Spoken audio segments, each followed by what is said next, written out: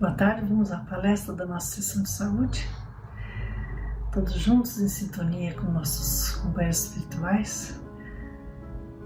Agradecemos a Deus por mais essa oportunidade. Pai nosso que estás no céu, santificado seja o vosso nome. Venha a nós o vosso reino. Seja feita a vossa vontade, Senhor, assim na terra como no céu. O pão nosso de cada dia nos dai hoje.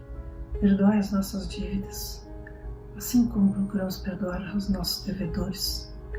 Não nos deixeis cair em tentação, livrai-nos do mal. Graças a Deus e graças a Jesus. Jesus abençoe essa reunião. Vamos falar hoje sobre a obsessão. As influências espirituais podem ser bastante nocivas para nós, né? Começam a agir no plano psicológico, podem acabar afetando o nosso corpo e a nossa saúde. Por isso que eu trouxe esse assunto para nós hoje. Kardec confirmou em suas pesquisas os sintomas de doenças infecciosas transmitidas por entidades espirituais, enfermiças, transmitidas a pessoas sãs. São as doenças fantasmas, né? Por exemplo, o espírito age sobre a mente da vítima e transfere para essa, sem que ela perceba, os sintomas de doença que o levou à morte e que persistem no seu perispírito ou corpo espiritual. Então a pessoa pensa que está doente, vai ao médico, faz exames, não dá nada. E acaba descobrindo que na verdade é uma doença espiritual. E como base do que nós vamos falar hoje, eu usei o livro Obsessão, Passe e Doutrinação, de Herculano Pires, e o livro dos Médiuns, capítulo 23, sobre a obsessão. E de uma forma geral, a obsessão é a ação de entidades espirituais inferiores sobre a mente humana. A obsessão é um dos maiores escolhos da mediunidade e também um dos mais frequentes. É um obstáculo às comunicações mediúnicas, né? Por isso, todos os esforços devem ser empregados para combatê-la. E nesses esforços é importante o esclarecimento a respeito, né? Kardec distinguiu em suas pesquisas 3 graus do processo obsessivo: obsessão simples, subjugação e fascinação. Na obsessão simples, né, existe uma infestação, como ele fala, espiritual, que atinge a mente, causando perturbações mentais, né? E o espírito não se importa de ser percebido.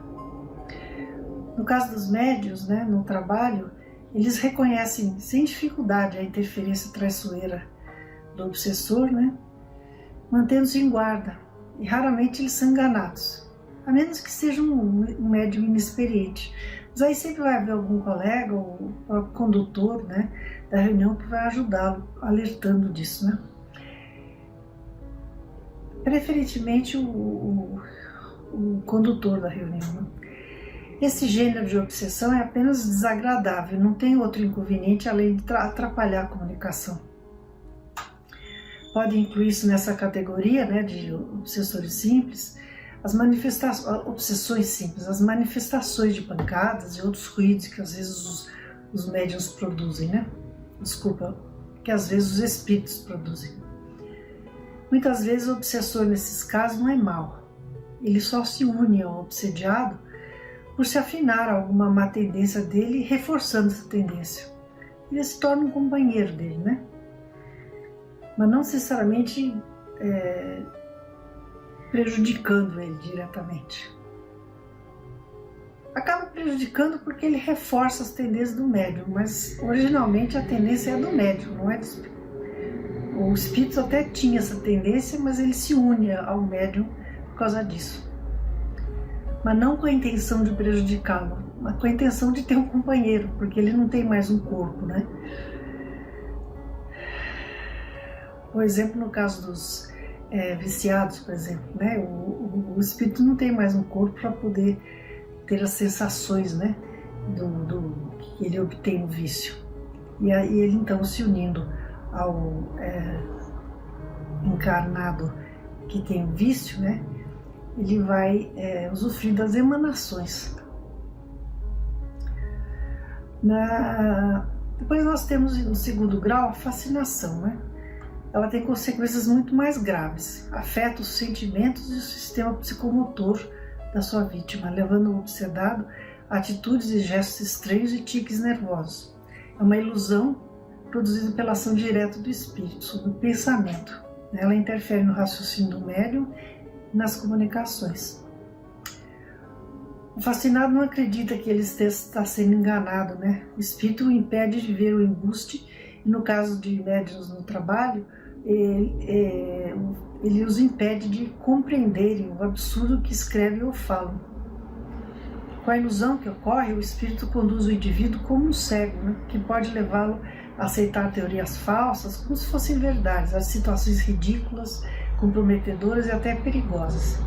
Na fascinação, o espírito é experiente, ardiloso e profundamente hipócrita, e a sua vítima não percebe a sua inferioridade. Ele inspira a vítima a se afastar de quem quer que ele possa abrir os olhos, né? E pelo próprio comportamento inadequado do fascinado, ele acaba se isolando, e só faz piorar a sua condição. Já na subjugação, que seria o terceiro grau de uma obsessão, né? A subjugação afeta a própria consciência da vítima, desencadeando processos alucinatórios. A subjugação paralisa a vontade do obsediado, que é subjugado pelo espírito. Ela pode ser moral ou corporal. No primeiro caso, o subjugado é iludido, né? Constrangido a tomar resoluções muitas vezes absurdas e comprometedoras. E ele não se dá conta disso. No segundo caso, o espírito atua sobre os órgãos materiais. Na verdade, no primeiro caso, é que a fascinação, né? O subjugado é iludido, sim, né? Constrangido a tomar certas resoluções, mas ele tem consciência. Mas ele é, como se diz, fascinado pelo espírito, né? Ele realmente acredita que o espírito está correto, né? Nas suas resoluções. E ele abraça, né, as ideias que o espírito lhe incute. Agora, no segundo caso, o espírito atua sobre os órgãos materiais e provoca movimentos involuntários, né? Ele domina a mente do obsediado. As pessoas subjugadas passam por loucos, elas não se dão conta do que está acontecendo. Eles passam como se fossem loucos, né? Pela conduta corporal absurda e constrangedora, causando sofrimento e constrangimento ao obsediado, né? Tem atitudes absurdas, corporais, né? Às vezes, inclusive, agressivas em relação aos outros.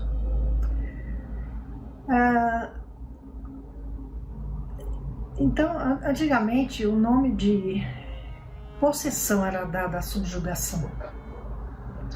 Deixamos de adotar esse termo porque ela implica a crença de seres criados para o mal e perpetuamente, o que não é verdadeiro, né?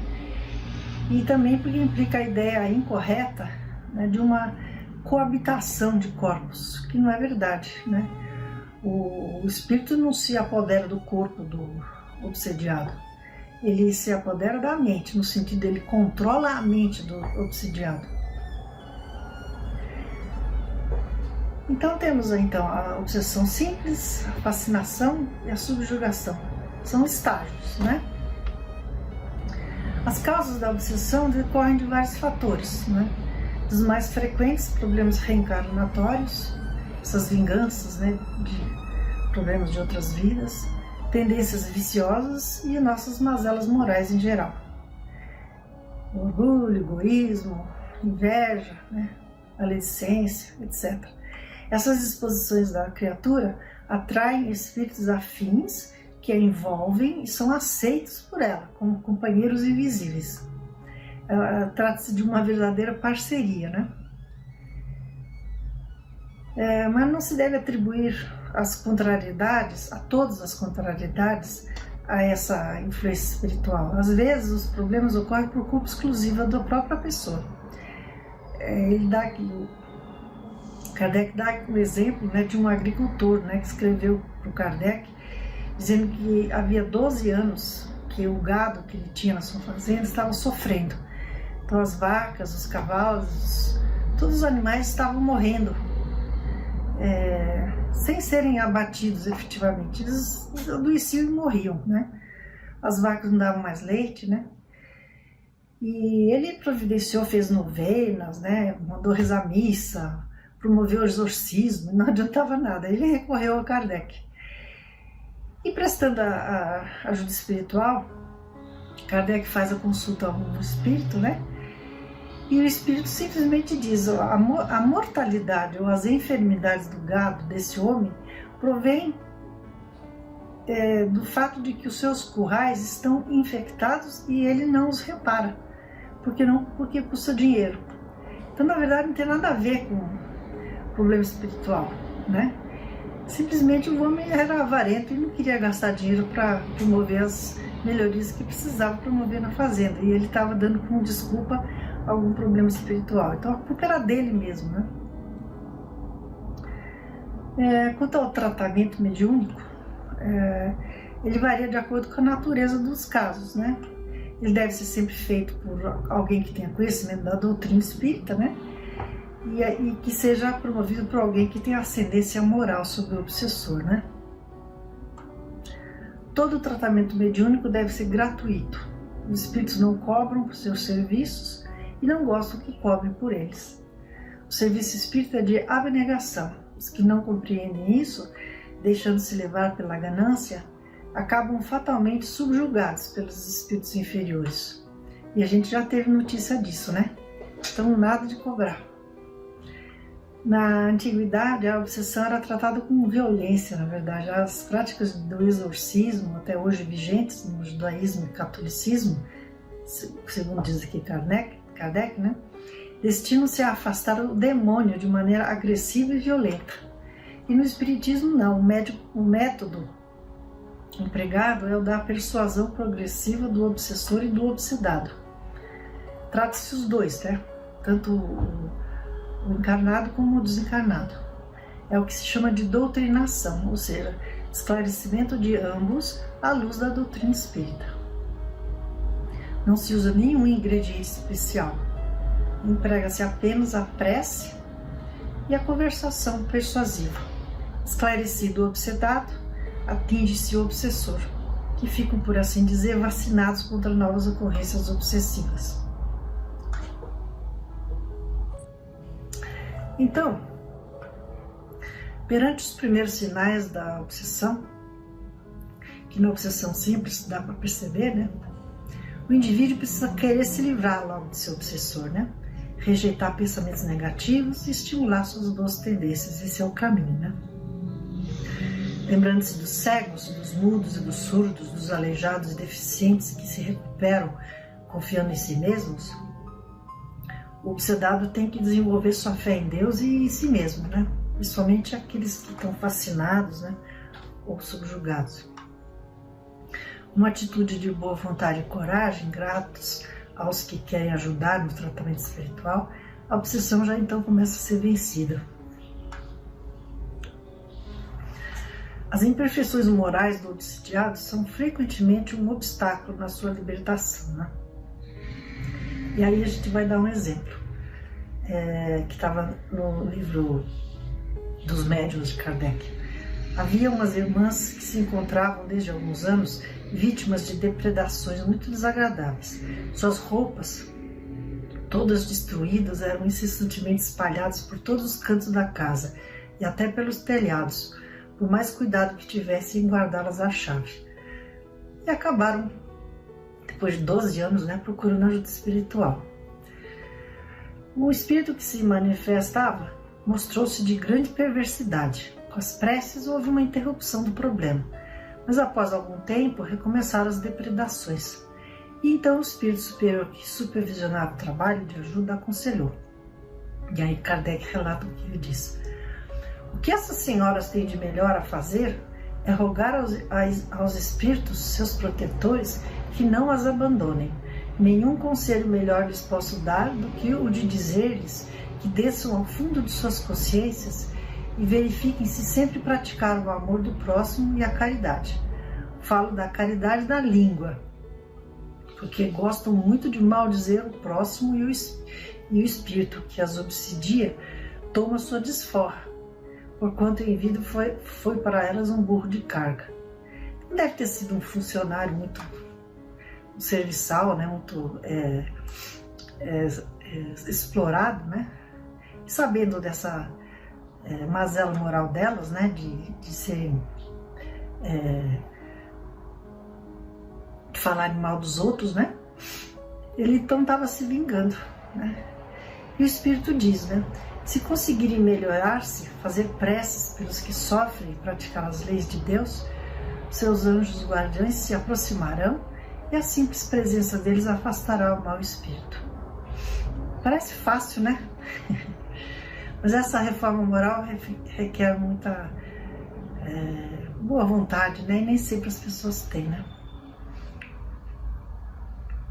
Então, e o Chico nos dá umas palavras que tem tudo a ver, né? Ele diz assim: tenho sofrido muitas perseguições da parte de espíritos inimigos da doutrina, mas dizendo-lhes com sinceridade, as maiores dificuldades que enfrento para perseverar no serviço da mediunidade são oriundas de minhas próprias imperfeições.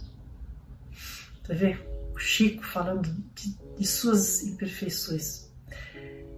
Isso aqui é humildade, né? Imagina as nossas, né? O título desse texto é Perseguições no Serviço da Mediunidade, do livro O Evangelho de Chico Xavier.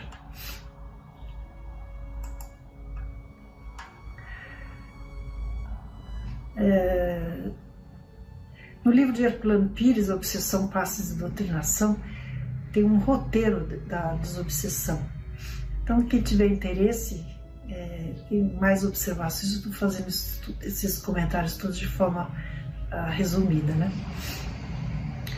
E no Consolador, Emmanuel nos acrescenta, no livro Consolador: se uma criatura desencarna deixando inimigos na Terra, perguntam por Emmanuel, é possível que continue perseguindo seu desafeto?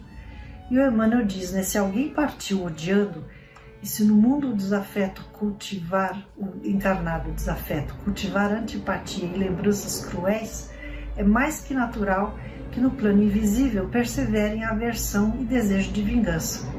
Daí a necessidade do perdão, convertendo o ódio em amor e piedade. E outra pergunta: no caso das perseguições de inimigos espirituais, a ação deles se realiza sem o conhecimento dos nossos guias amorosos e esclarecidos? E ele explica, né? Sob olhos dos vossos guias do plano superior, todos esses movimentos, essas perseguições, né, têm uma finalidade sagrada, como a de ensinar-vos a fortaleza moral, a tolerância, a paciência, a conformação, nos mais sagrados imperativos da fraternidade do bem. Então é para o nosso bem, né? Difícil de entender isso, né? Mas a doutrina esclarece, né? Quer dizer, Deus e a espiritualidade permite a obsessão, porque sabe que o obsidiado precisa passar por aquele sofrimento. Lógico que o obsediado, que é um instrumento, né, vai sofrer as consequências, né? Se ele não for, não acabar, se ele, vamos dizer, perseverar nesse mal, né? E o Chico nos dá mais um texto aqui que tem a ver, né? Diz assim, o título é O Perseguidor. Todo perseguidor é um doente que está nas vésperas de enfermar-se mais ainda. Conheço muitos que enlouqueceram. Aqui ele fala de perseguidores encarnados e desencarnados, né? Conheço muitos que enlouqueceram, passaram a ser mais implacavelmente assediados pelos espíritos. Na verdade, ele está falando dos encarnados, desculpe. Melhor ser perseguido que perseguir. Quem nos persegue nos induz a achar novos caminhos. é para o nosso bem, né? Na maioria das vezes, quem nos prejudica está nos beneficiando sem perceber. Aprendamos a ver no perseguidor um espírito que ainda não tomou maior consciência de si mesmo. Ele também vai continuar vivendo e não sabe o que espera. Quanta sapiência, né? Muito sábio. Na sua simplicidade, ele era muito sábio, o Chico.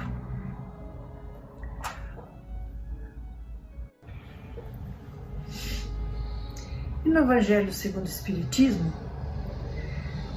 no capítulo 12, Amais vossos inimigos, no item Os Inimigos Desencarnados, temos aqui: o espírita tem ainda outros motivos de indulgência para com os inimigos, porque sabe, antes de mais nada, que a maldade não é o estado permanente do homem, mas que decorre de uma imperfeição momentânea. O homem mau reconhecerá um dia os seus erros e se tornará bom.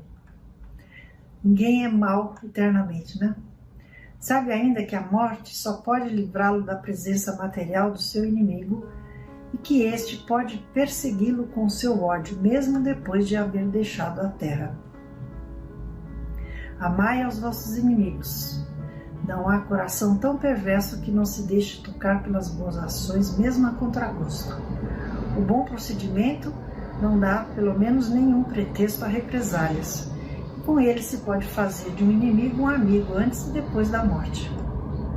Com o mau procedimento, o espírito se irrita, né? E é então que serve de instrumento a justiça de Deus para punir aquele que não perdoou. É interessante, aqui está bem claro, né? Ou seja, na medida em que a gente demonstra um bom procedimento, que a gente mostra que nós não somos tão maus como éramos, né? O espírito vai percebendo a mudança, né? E ele acaba nos libertando, vamos dizer assim, né? Do seu assédio. Isso é conseguido através do esclarecimento espiritual nas casas espíritas, né? Não é de uma vez só, é um processo, né? Mas chega um dia em que o esclarecimento bate no coração dos dois, né? Então o espírito percebe, né, que não vale a pena ficar naquele ódio eterno, né? E ele mesmo se liberta na medida em que ele perdoa, né? E o encarnado vai melhorando também, né? Vai promovendo sua reforma moral, de forma que ele não vai mais atrair outros espíritos, porque se ele não se modificar, ele pode até se livrar de uma obsessão agora, mas depois vai atrair outro, né? E Emmanuel então nos ensina no texto: orai pelos que vos perseguem. É o nome do texto. Está no livro Coletânea do Além, psicografado pelo Chico. E Emmanuel diz, né? O conselho de Jesus, no que se refere à oração pelos nossos perseguidores, não se baseia tão somente na lei universal da bondade para com os semelhantes. Vai mais além. Fundamenta-se no princípio justo das correspondências. Na lei das trocas, que rege todos os fenômenos da vida, os semelhantes atraem-se uns aos outros. Odiar aos que odeiam, retribuir o mal com o mal, seria abrir portas em nós mesmos à selvageria dos que nos convocam às suas furnas de trevas. São as brechas, né, que a gente está abrindo. Alimentemos a chama benéfica que indique o caminho santo do bem e evitemos o incêndio devastador que aniquila as possibilidades da vida. Contra a labareda criminosa do mal, façamos chover os pensamentos calmantes do bem. Toda vez que a onda escura da perseguição nos procure envolver na luta digna, oremos e vigiemos. Encontrando-nos a resistência fraternal, voltarão os fios negros aos seus próprios autores, enclausurando-los em sua obra, encasulando-os em sua obra. Então, a gente se protegendo, né? E a gente não permitindo, né, que essa onda escura nos domine, né? tendo bons pensamentos, que seria essa resistência fraternal, né? Os fios negros, né, voltam, a maldade volta para o próprio autor, né? Orai pelos que vos perseguem e caluniam.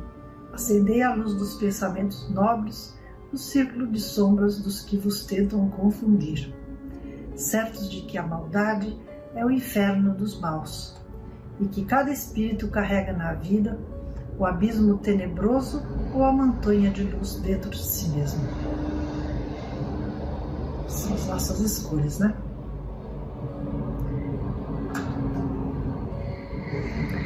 E o espírito Cornélio Pires nos presenteia com um poema chamado Perseguição, que vai permitir a gente concluir então aqui a nossa palestra. É como se fosse um resumo de tudo que nós falamos, esse poema. Está no livro Baú de Casos, psicografado pelo Chico. E diz: por que teria Jesus, nos ensinos salvadores, recomendado a oração por nossos perseguidores? Examinando na essência a própria questão exposta, o ensino simples e claro por si demonstra a resposta. Quem persegue ou prejudica, em todo e qualquer lugar, como esteja, está comprando muita dívida a pagar. Se a pessoa perseguida exerce a paz e o perdão, a prova que experimente é degrau de elevação. Agora, depois da morte, no que tenho conhecido, são muitos casos amargos que venham nesse sentido. E ele começa a dar vários exemplos, e eu acabei retirando algumas estrofes, porque a gente não tem muito tempo, né? Depois vocês podem ver no site o texto completo. Janjão tomou de Nhoxico a fazenda da Cancela. Em seguida faleceu e vive agarrado a ela. Lelé, perseguindo Juca, armou enorme alçapão, mas em vez do desafeto, aleijou o próprio irmão. Antão, para unir-se a Gina, liquidou com Gil do estalo, mas Gil nasceu filho dele e vive a crucificá-lo. Nionico tomava terras, ganhava qualquer contenda. Desencarnado é um fantasma, numa furna da fazenda. Veja assim o ensinamento. Vida correta é dever. Vale mais sofrer na vida que a gente fazer sofrer. Perseguido paciente, vive sempre melhorando. Quem persegue, sofre, sofre, e não se sabe até quando. Muito lindo, né? Fala tudo, né? Então vamos encerrando, levantando nosso pensamento a Deus, pedindo, rogando, né? Para que possamos nos livrar das nossas mazelas morais, de quaisquer obsessões que possam estar nos fustigando. E pedimos por aqueles que não têm consciência da obsessão, que sofrem por ela, e pelos obsessores que merecem o nosso perdão, para que se libertem todos, né? Sigamos todos em paz, com muito amor, trilhando aí o nosso caminho da evolução espiritual. Pai nosso que estás no céu, santificado seja o vosso nome. Venha a nós o vosso reino, seja feita a vossa vontade, assim na terra como no céu. O nosso de cada dia nos dai hoje. Perdoai as nossas dívidas, assim como procuramos perdoar os nossos devedores. Não nos deixeis cair em tentação e livrai-nos do mal. Graças a Deus e graças a Jesus. Obrigada. Fiquem em paz, até a semana que vem.